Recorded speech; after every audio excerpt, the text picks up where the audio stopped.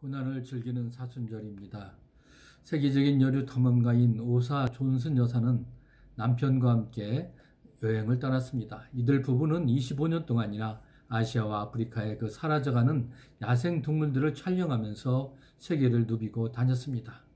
이렇게 돌아다니며 찍은 기록 사진들을 전시하고 강의하며 순회하다가 어느 날 비행기 사고로 남편이 먼저 세상을 떠나고 부인은 중상을 입었습니다.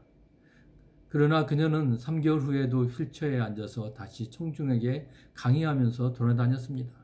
그녀에게 한 기자가 왜 그렇게 힘든데 강의하느냐고 물으니까 그녀는 주님을 믿기 때문에 슬퍼할 겨를이 없습니다. 나는 슬퍼하고 근심할 시간에 사라져가는 야생동물이 생기지 않도록 강의하며 다닙니다라고 대답했답니다. 여러분, 사도 바울도 부지런하고 게으르지 말고 열심을 품고 주를 섬기려라고 했습니다. 우리가 사순절에 주님의 고난을 묵상한답시고 하던 일을 멈추고 쭈그리고 앉아서 기도만 할 수 있을 수는 없다는 것입니다. 오히려 우리는 주님이 기뻐하실 일을 찾아서 섬기고 나누는 것입니다. 여러 가지 시험과 근심거리는 즐거운 것이 아닙니다. 그럼에도 주님의 고난과 십자가를 아는 성도들은 오히려 더욱 적극적인 삶을 살아야 합니다. 이것이 주님의 고난에 참여하는 길이라는 겁니다. 베드로 사도도 베드로전서 1장 7절에 보면 너희 믿음의 확실함은 불로 연단하여도 없어질 금보다 더 귀하여 예수 그리스도께서 나타나실 때에 칭찬과 영광과 존귀를 얻게 할 것이니라고 말했습니다. 우리는 근심과 시험 중에도 불로 연단하는 금보다 더 귀한 믿음으로 주님을 섬겨야 된다는 겁니다. 십자가를 고난으로 받아들이지 않고 오히려 기쁨으로 받아들입시다. 십자가를 힘겹게 등에 짊어지지 말고 가슴으로 안고 가야 되는 겁니다. 사도 바울은 그래서 생각하건대 현재의 고난은 장차 우리에게 나타날 영광과 비교할 수 없도다라고 말했습니다. 오늘의 고난은 잠깐입니다. 하지만 내일의 영광은 영원하다는 겁니다. 십자가 후에는 반드시 승리와 부활의 영광이 있습니다. 주님께 칭찬과 영광과 존귀를 얻을 때까지 우리는 하나님과 이웃을 섬기며 살아가야 될 것입니다. 오늘 베드로 사도가 7절에 너희 믿음의 확실함은 불로 연단하여도 없어질 금보다 더 귀하여 예수 그리스도께서 나타나실 때까지 칭찬과 영광과 존귀를 얻게 할 것이니라 라고 말씀했습니다. 우리가 알아야 될 것은 금보다 더 귀한 것이 바로 무엇이라고요? 믿음이라는 것입니다. 금은 도둑 맞을 수도 있고 잃어버릴 수도 있습니다. 금은 사용하다 보면 마모됩니다. 그러나 믿음은 도둑 맞거나 잃어버릴 것이 아니라는 겁니다. 믿음은 절대로 마모되지도 않습니다. 금은 세상에서만 가치가 인정되지만 믿음은 바로 하늘나라에서도 가치가 인정되는 것입니다. 사도 바울은 그래서 디모데전서 6장 10절에 돈을 사랑함이 일만하게 뿌리가 되나니 이것을 탐내는 자들은 미혹을 받아 믿음에서 떠나 많은 근심으로써 자기를 찔렀도다라고 말했습니다. 우리는 일만하게 뿌리가 되는 금을 탐하지 말아야 될 것입니다. 베드로 사도는 예수를 너희가 보지 못하였으나 사랑하는도다. 이제는 보지 못하나 믿고 말할 수 없는 영광스러운 즐거움으로 기뻐하니 믿음은 결국 곧 영혼의 구원을 받음이라라고 말씀하신 겁니다.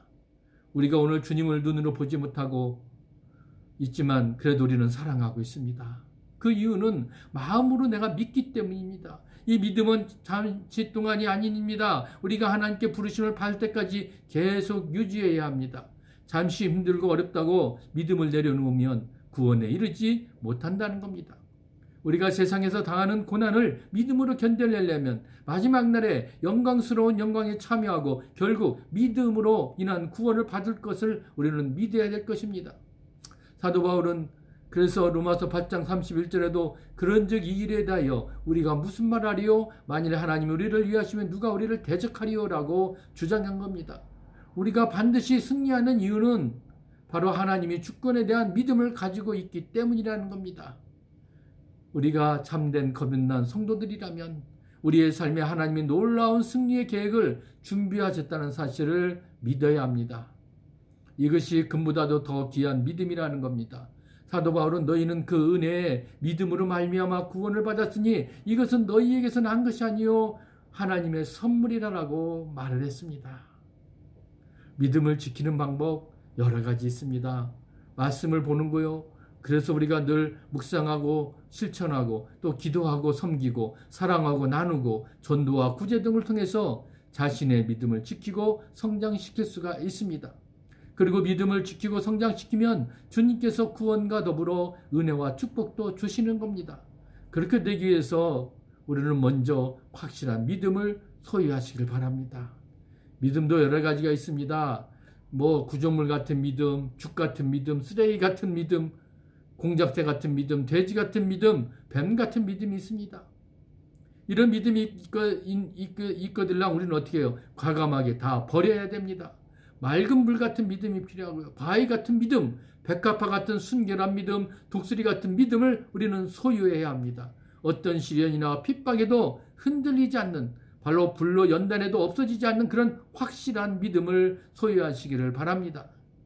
또 우리는 두 번째, 금보다 귀한 믿음을 소유한다면 주님께 칭찬을 받으시길 바랍니다. 주님께 받는 칭찬은 바로 우리는 하늘나라의 상급입니다. 의의 면류관, 승리의 면류관, 그 영광의 면류관, 축복의 면류관을 우리가 받는 겁니다. 우리 그리스도인들이 바라는 최고의 상급은 바로 주님의 칭찬일 것입니다. 그래서 마태복음 25장 21절에 이제 우리가 주님 앞에 갔을 때 우리가 어떤 칭찬을 듣기를 원합니까? 잘하였도다 착하고 충성된 종아, 내가 적은 일에 충성하였음에 내가 많은 것을 내게 맡기리니 내 주인이 즐거움에 참여할지어다 라고 말씀했던 겁니다. 세 번째는 믿음을 가지면 영광과 존귀를 얻게 되는 겁니다. 이는 우리 그리스도인의 생애에 있어서 최고의 하이라이트입니다. 하늘나라의 영광에 참여하고 존귀를 얻는 것보다 더 좋은 것 없습니다. 금과 같은 믿음은 시들지 않습니다. 썩거나 소멸되지도 않습니다. 금도 없어지고 도둑 맞을 때도 있지만 이 믿음은 도둑 맞을 일이 없다는 거예요. 믿음은 금보다 더 귀중합니다. 그렇기 때문에 우리 믿음으로 칭찬과 영광과 존귀를 얻는 바로 그런 면류관을 여러분 받으시기를 주님의 이름으로 부탁합니다. 사랑하는 성도 여러분, 믿음에는 어쩔 수 없이 고난도 있고 핍박이 따라 붙는 겁니다. 고난과 핍박이 없는 믿음은 금과 같이 되지를 못하기 때문에 그렇습니다. 주님께서 우리에게 십자가를 주시는 그 믿음의 길을 그분은 먼저 가셨습니다. 우리가 이 사순절에 주님의 고난을 즐기면서 그리고 주님의 그 가신 길을 우리가 묵상하며 간다고 하지만 여러분 얼마나 그 주님이 가신 고난의 길을 내가 어떻게 받아들이고 이제 우리에게도 더 주님께서 주시는 칭찬과 영광과 존귀를 받으려면 어떻게 우리가 이 고난을 대해야 될지 여러분 같이 한번 생각하면서 이 사순절을 보내시기를 주님의 이름으로 축복합니다. 아멘.